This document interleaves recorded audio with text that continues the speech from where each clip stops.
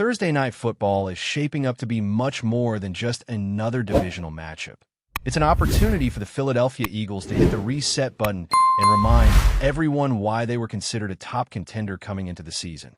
The New York Giants might be limping into this one, but rivalry games have a way of ignoring the standings and amplifying the stakes. And with both teams coming off wildly different performances, all eyes are on whether Philadelphia can turn the corner or if they'll let another inconsistent outing slip through their fingers. Let's be real here. Through 5 games, the Eagles' offense has been one giant question mark. At times, they've looked sharp, even explosive. Other times, they've gone ice cold. That kind of up and down rhythm just won't cut it for a team that came into the season with Super Bowl aspirations. Statistically, they're stuck in the middle of the pack or worse in just about every major offensive category.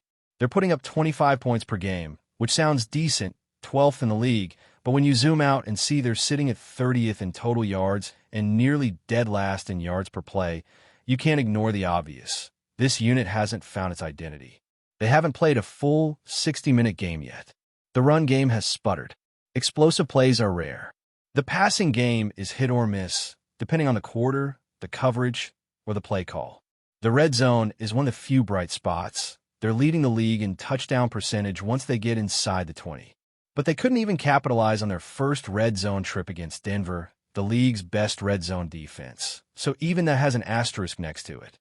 And while the numbers on defense don't exactly jump off the screen either, it's not the full story.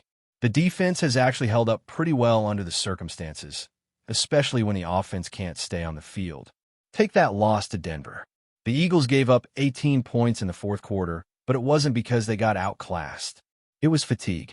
The offense kept putting them in bad spots, short fields, quick drives. Eventually, the dam breaks. Still, they're middle of the road in points and yard allowed, but 9th on third down, a crucial area where they've been getting stops. They're also top 3 in red zone defense, holding opponents to touchdowns less than half the time they get inside the 20. Now compare that to the Giants. This team is flat out bad. There's no sugarcoating it.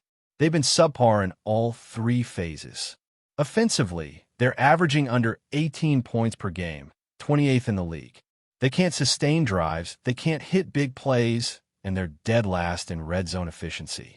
If you're struggling to move the ball and also can't finish drives, that's a recipe for disaster. Add in a brutal third down conversion rate and a disappearing act in the first quarter of games, and you start to see why this team is spiraling. You want to talk about coaching? Teams that can't script good opening drives and routinely come out flat, that's on the staff. Defensively, it's a similar story. Their line is the one unit that deserves some praise. They can get after the quarterback. But beyond that, leaky in coverage, soft against the run, and giving up nearly 400 yards a game. 22nd in scoring defense. 26th in total yards allowed. They're giving up 5.7 yards per play. Teams are moving the ball with ease. They're in the bottom 10 on third down and barely hanging on inside the top 10 in red zone defense. A small silver lining that's helped them keep games from getting completely out of hand. And that brings us to what Philly has to do in this game. First and foremost, this needs to be the get-right game for the offense. No excuses. The Giants' defense isn't built to stop a well-balanced attack. This is the perfect opportunity to reestablish the run, build momentum early, and impose their will. But let's talk about the elephant in the room, Kevin Patullo. There's been a ton of heat on him, and honestly, it's justified. The man is clearly struggling to find his rhythm as a play caller. His lack of experience is showing, and it's starting to cost this team drives and potentially games. When you watch the Eagles' offense, it's clear the sequencing is all over the place. You'll see a great play design followed by a head-scratcher. One good quarter followed by 2 where the offense can't get a first down. That inconsistency? It's not just execution, it's play calling. Take that Denver game. The Eagles were up 17-3 in the second half. And what happened? Saquon Barkley got 1 carry after halftime. 1. That's offensive malpractice. When you have a lead, when your opponent is starting to wear down, and when your identity is built on physicality and running the football. How does that happen? Patullo is a guy who was promoted internally, and yeah, it was a risk. This roster is built to win now. This isn't a rebuilding year. They didn't bring this core back to experiment with a first-time play caller, but that's the gamble they made. And so far, it hasn't paid off. The frustrating part is that there have been flashes. Week 1 against the Cowboys, 3 straight touchdown drives to open the game. Everything was humming until the weather delay. Week 2 against the Chiefs, they showed poise and creativity under pressure. Against the Rams, they were lifeless early but roared back with 26 unanswered points. The passing game found a groove, and Jalen Hurts looked like an MVP candidate again. First half against the Buccaneers? Brilliant. The creativity carried over. The playbook opened up. You saw concepts that had been buried for years. That Dallas Goedert touchdown using the quads look? That's been sitting in the drawer, and Patullo finally dusted it off. But then came the second half, and suddenly the offense vanished. Hurts didn't complete a single pass. Against Denver, it was the same story. A fast start against man coverage, then a total collapse once the Broncos switched to zone. And that right there is the crux of Philly's offensive problem. They haven't figured out how to beat zone. Jalen Hurts against man is elite. He's near the top of the league in completion percentage, passer rating, and catchable throw rate. But against zone, he drops into the bottom 5 in every category. Man coverage can be beaten by talent. But zone coverage? That requires scheme. That requires anticipation, timing, and receivers finding soft spots. And that's where this coaching staff has failed him. The lack of answers against zone is why this offense stalls out in the second half of games. If they don't fix it soon, teams will just keep spamming zone looks and waiting for mistakes. And while we're talking about offensive identity, the run game needs to be the heartbeat of this team again. Right now, it's not. Saquon Barkley had 6 carries against the Broncos, only 1 after halftime. That's unacceptable. And it's not just about giving him the ball more. It's about running with purpose, about setting the tone. This Giants defense is giving up over 5 yards per carry. That's 29th in the league. Teams are pounding them for 140 yards a game. And what are opponents doing? Running it over 26 times per contest because they know New York can't stop it. So why wouldn't the Eagles lean into that? This offensive line helped Saquon put up 2,000 rushing yards last year. They're 8th in total rush attempts and 7th in rush play percentage, but the efficiency is gone. Just 3.5 yards per carry. That's near the bottom of the league. They're not even breaking 100 yards per game as a team. Something is clearly off. Jordan Mailata admitted the offseason was brutal on his body from how much they ran the ball last year. But that's no excuse now. They need to get back to doing what they do best, punishing teams at the line of scrimmage and setting up the pass-off play action. And let's not forget the other big concern, pass protection. The Broncos led the league in sacks, quarterback hits, and pressure rate going into that game. And they showed exactly why. 6 sacks on Jalen Hurts. Now, it wasn't all on the line. There were moments where Hurts had time, but there were far too many where the pocket collapsed quickly, and if that happens against the Giants' defensive front, it's going to be a long night. This New York defensive line is the one true strength of the team. Kayvon Thibodeau is having a solid year. Dexter Lawrence is one of the most disruptive interior linemen in football. Brian Burns off the edge, Raheem Nunez-Roches plugging the gaps, and Abdul Carter's athleticism. They've got dudes. If Philly's line doesn't bring their A game, those guys can wreck this one. But remember, they're better as pass rushers than run stoppers. Which brings us back to the same point. Run the ball, take the pressure off, and build your offense from there. If the Eagles want to get back on track and dominate this NFC East matchup like they're expected to, it's not just about fixing their scheme or leaning into the run game. They also need to clean up the mental mistakes that have haunted them through the first chunk of the season. Against the Broncos, those errors weren't just frustrating, they were game-altering. And in a league where margins are razor-thin, you can't afford to shoot yourself in the foot repeatedly and expect to win.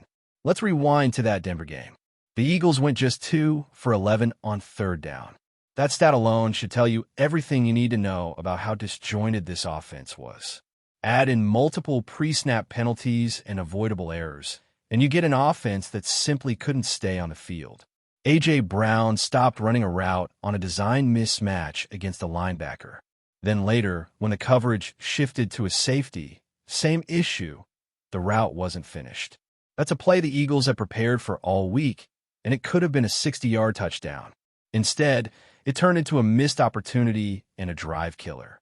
That lack of execution, especially for veteran playmakers, is exactly what drags this team down when the momentum is on their side.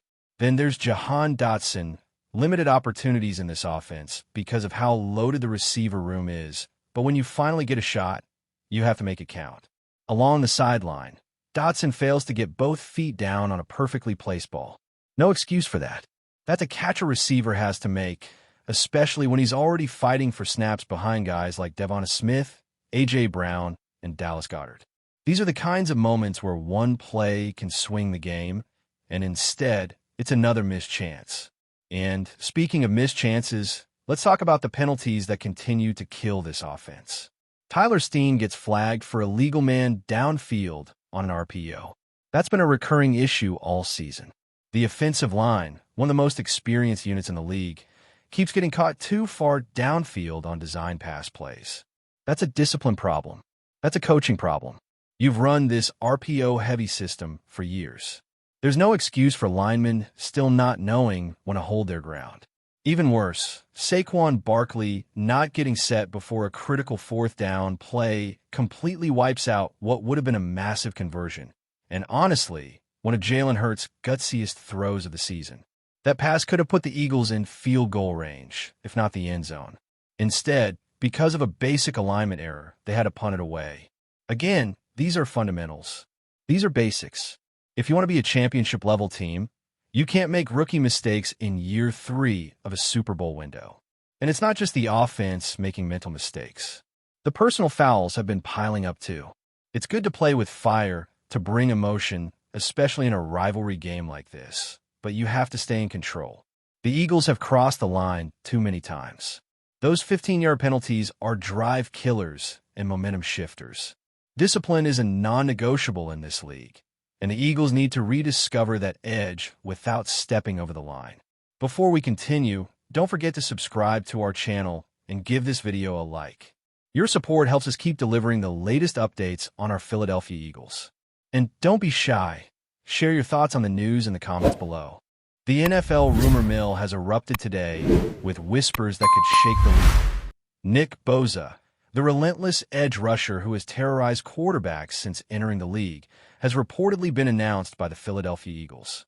Sources close to the team hint that negotiations were swift, almost shockingly so, and that the Eagles are banking on Bosa to transform their pass rush into something truly unstoppable. While official confirmation remains wrapped in the usual layers of PR polish, the buzz around Philadelphia is undeniable. Fans are already imagining the chaos he could unleash on opposing offenses.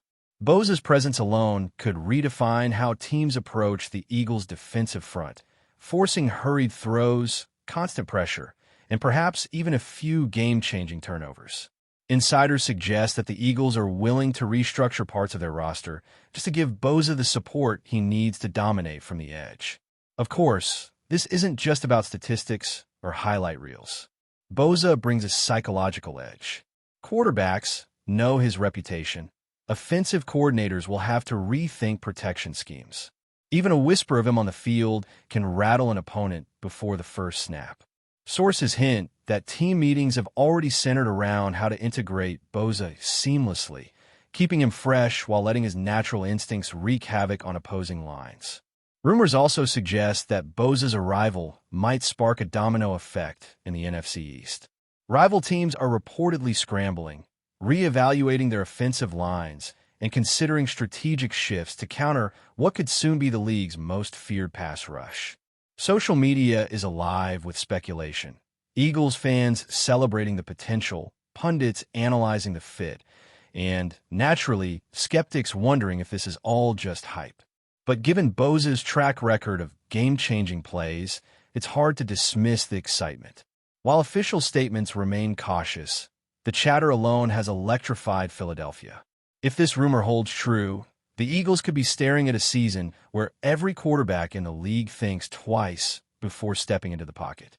And for Bosa, it might just be the stage he needs to cement his legacy as one of the NFL's most fearsome defenders. Keep your eyes peeled, This could be the start of a defensive revolution in Philly. That's it for this update. If you enjoyed the video and want to stay updated with exclusive news about our Philadelphia Eagles, be sure to subscribe to our channel and hit that like button. We can't wait to hear your thoughts in the comments. See you in the next video.